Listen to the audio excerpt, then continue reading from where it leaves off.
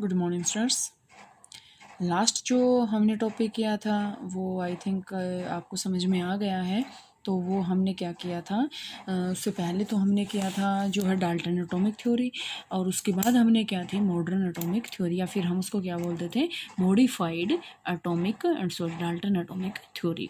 उसके पॉइंट्स मैंने आपको सारे बता दिए थे कि डाल्टन एटॉमिक थ्योरी को उसने हर एक पॉइंट पे उसको फेल कर दिया था। जो भी उसकी लिमिटेशंस थी उसको ओवरकम करने के लिए आपके पास क्या आई थी, जो है आपके पास मॉडर्न एटॉमिक थ्योरी। अब आपके पास क्या आता है, अब आपके पास एक कंबाइंड लॉ आया। कंबाइंड लॉ का मतलब क्या होता है कि इसके भी पॉइंट्स और उसके भी पॉइंट्स, डाल्टन एटॉमिक थ्योरी के भी पॉइंट्स और मॉडर्न एटॉमिक थ्योरी के भी, दोनों के पॉइंट्स को मिक्स करके एक तीसरी थ्योरी बनाई गई। अब जैसे मैं आपको रिवाइज करवाऊँ तो हमने क्या किया था, उसने जो बताया था ये बताया था कि सब एटॉमिक पार्टिकल नहीं होते, सेम नंबर होता है, एक जो है आइसोटॉप नहीं होते, आइसोबोर बार नहीं होते। लेकिन जो आपके पास मॉडर्न एटॉमिक थ्योरी आई थी या मॉडिफाइड डाल्टन एटॉमिक थ्योरी आई थी, उसमें सभी ने यही मतलब उसमें सारे पॉइंट्स को फेल कर दिया था।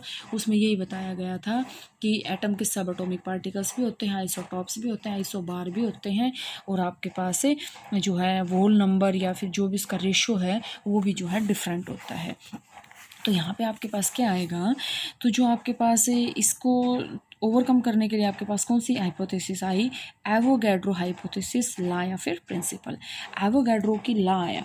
एवोगैड्रो नंबर आपने 9th क्लास में वर्ड सुन रखा, एवोगैड्रो नंबर, ठीक है। एवोगैड्रो नंबर जो आपके पास होता है वो आपने 9th क्लास में भी पढ़ रखा है, और उसी को हम थोड़ा सा डीपली पढ़ेंगे। ये आपके पास क्या होता है, गे लुसाक ला गैसेस वॉल्यूम का, डाल्टन एटॉमिक थ्योरी, और जो आपके पास है ये आया मॉडर्न एटॉमिक थ्योरी आई। इसको सभी को कंबाइन करके उसने जो है अलग अलग से पॉइंट्स बताए। हाइपोथेसिस बर्जीलियस ने सबसे पहले बताया। बर्जीलियस हाइपोथेसिस ने क्या बताया, equal volume of all gases under similar conditions of temperature and pressure contain equal number of atoms. अब जैसे आपके पास ये है कि इसने ये एग्जांपल ले लिया, कि उसने एग्जांपल ले लिया जैसे HCl का।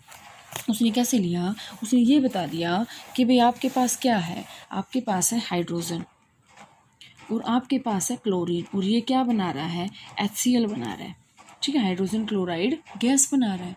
अब इसके अकॉर्डिंग ये बर्जीलियस हाइपोथेसिस के अकॉर्डिंग इसने एक अलग से हाइपोथेसिस है, इसको कंबाइन करके अब हम एवोगैड्रो पढ़ेंगे फिर। तो बर्जीलियस ने क्या बताया कि equal volume of gases, all gases under similar conditions of temperature and pressure contain equal number of atom. कि चाहे कोई सी भी गैस है, अगर हम उसकी टेम्परेचर और प्रेशर की कंडीशन सेम कर देंगे और इसकी इक्वल वॉल्यूम लेंगे तो वो क्या होगा, एटम उसके सेम होंगे।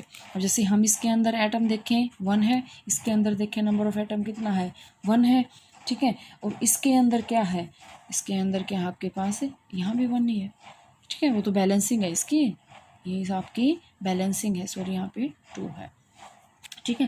तो यहाँ पे आपके पास क्या आएगा कि ये आपके पास थी बर्जीलियस, ठीक है। बर्जीलियस इतना चली नहीं, एवोगैड्रो आपके पास है, बहुत इंपॉर्टेंट है। किसी ने बताया एटम स्मॉलेस्ट पार्टिकल है, किसी ने बताया मॉलिक्यूल स्मॉलेस्ट पार्टिकल है, तो ये आपके पास अलग अलग से पॉइंट है। तो एवोगैड्रो ने क्या बताया, एक इटालियन साइंटिस्ट था, उसने क्या बताया कि इसको जो है बर्जीलियस के हाइपोथेसिस को बिल्कुल क्लियरली कर दिया उसने एटम और मॉलिक्यूल के बीच में। तो यहाँ से देखें एवोगैड्रो के अकॉर्डिंग एटम और मॉलिक्यूल क्या थे। Atom is the smallest particle of an element which can take part in a chemical reaction, it may और may not be capable of independent existence. मतलब कि एटम स्मॉलेस्ट पार्टिकल है जो किसी भी केमिकल रिएक्शन के अंदर टेक पार्ट करता है। अब वो जो है एटम के ऊपर डिपेंड है कि वो इंडिपेंडेंट एग्जिस्टेंस कर भी सकता है, नहीं भी कर सकता। But a molecule is the smallest particle of an element और a compound which is capable of independent existence. ध्यान से देखें बच्चे, यहाँ से बिल्कुल आपके पास क्लियर पॉइंट है कि एटम भी स्मॉलेस्ट है और मॉलिक्यूल भी स्मॉलेस्ट है, दोनों स्मॉलेस्ट पार्टिकल हैं। लेकिन एटम की प्रॉपर्टी हो भी सकती है कि वो अकेला एग्जिस्ट कर ले, लेकिन मॉलिक्यूल की तो है ही है पक्का। एटम जैसे हम ये कहें, अब हाइड्रोजन है H, ये हमने एटम ले लिया, दिस इज़ नॉट पॉसिबल। अब आपने देखा है हाइड्रोजन हम ऐसे लिख दें, अब अगर हम रिएक्शन करवाएंगे HCl, क्या हम ऐसे HCl बना देंगे, दिस इज़ नॉट पॉसिबल, क्योंकि ये अकेला अब है तो क्या एटम, तो एटम क्या है, स्मॉलेस्ट पार्टिकल है that take part in a chemical reaction which may और may not be have independent existence, मतलब उसका एग्जिस्टेंस हो भी सकता है और नहीं भी हो सकता। तो अगर हम यहाँ से देखें क्या ये पॉसिबल है, क्योंकि हाइड्रोजन, क्लोरीन, जितने भी आपके पास हाइड्रोजन है, हाइड्रोजन है, ऑक्सीजन है, ये हमेशा डाई एटॉमिक फॉर्म में एग्जिस्ट करते हैं, ये अकेले कभी भी एग्जिस्ट नहीं करते। ठीक है, तो यहाँ पे आपके पास क्या आएगा, अभी अगर हम इसको फर्दर स्टडी करें तो इसका यही पॉइंट आएंगे कि under similar conditions of temperature and pressure equal volume of gases having same atomic number या इक्वल नंबर ऑफ मॉलिक्यूल। तो यहाँ से आपके पास एप्लीकेशन आते हैं एवोगैड्रो लॉ के। तो सबसे पहले तो आपके पास आते हैं in calculation of the atomicity of elementary gases. Atomicity का मतलब क्या होता है कि एटोमिसिटी का मतलब होता है नंबर ऑफ एटम्स प्रेजेंट कितने हैं। अब मैं अगर आपसे ये कहूँ कि मैंने जैसे ये एग्जाम्पल ले लिया और मैंने एक ही एग्जाम्पल ले लिया, अगर मैं इसके अंदर हाइड्रोजन की एटोमिसिटी निकलवाऊँ और इसके अंदर हाइड्रोजन की एटोमिसिटी निकलवाऊँ, तो इसके अंदर तो हाइड्रोजन की एटोमिसिटी कितनी है 1, इसके अंदर कितनी है 2। ठीक है, ये इसके नंबर ऑफ मॉलिक्यूल हैं, नंबर ऑफ मोल जो आगे हम स्टडी करेंगे, ये तो एक ही मोल है, आगे जो होता है वो नंबर ऑफ मॉलिक्यूल होते हैं, ये इसकी एटोमिसिटी होती है। ठीक है, तो यहाँ से आपके पास क्या होता है, जैसे मैं आपके पास एग्जांपल लूँ O2 की एटोमिसिटी बताओ तो कितनी है 2, लेकिन O3 की अगर एटोमिसिटी आ जाए तो वो कितनी आएगी 3। ठीक है, ओजोन की, ऑक्सीजन की आपके पास एटोमिसिटी क्या आ जाएगी, डिफरेंट हो जाएगी। सेकंड आपके पास क्या है कि जैसे है तो आपके पास एटोमिसिटी ही बता रखी है। ठीक है, इसके बाद आपके पास क्या आएगी इसकी application, to find the relationship between molecular mass and vapour density of a gas, कि मोलिकुलर मास गैस का और वेपर डेंसिटी।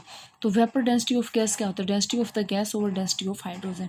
ध्यान से देखे बच्चे कि density of gas over density of hydrogen, हमने इसको क्यों किया, क्योंकि जो आपके पास हाइड्रोजन होता है ना, हम उसको स्टैंडर्ड मानते हैं। तो आपके पास अगर मैं ये कहूँ कि वेपर डेंसिटी निकालनी है किसी भी गैस की, तो वो क्या होती है, density of gas over density of hydrogen. Hydrogen से हमने क्यों रिलेट किया, क्योंकि ये क्या होता है, स्टैंडर्ड कंडीशन में है, हाइड्रोजन की डेंसिटी आपके पास नोन होती है। तो मास जिसका निकालना है वो, और हाइड्रोजन से उसको क्या कर देंगे, डिवाइड कर देंगे, तो आपके पास क्या आ जाएगा, वेपर डेंसिटी ऑफ गैस। ठीक है, तो आपके पास ये आएगा, वेपर डेंसिटी हम कैसे निकालेंगे, मोलिकुलर मास और इसका रिलेशनशिप होता है एक मोलिकुलर मास और वेपर डेंसिटी ऑफ गैस का। तो मोलिकुलर मास आपके पास क्या होता है, 2 into vapour density of gas. ठीक है, अब ये कह दे वेपर डेंसिटी अगर गिवन है आपके पास किसी भी गैस की, ठीक है, मोलिकुलर मास निकालना, उसको T से मल्टीप्लाई कर तो इक्वल आ जाएगा। ठीक है, या आपके पास मोलिकुलर मास गिवन है, वेपर डेंसिटी निकालनी है, तो इसको इससे हम डिवाइड कर देंगे।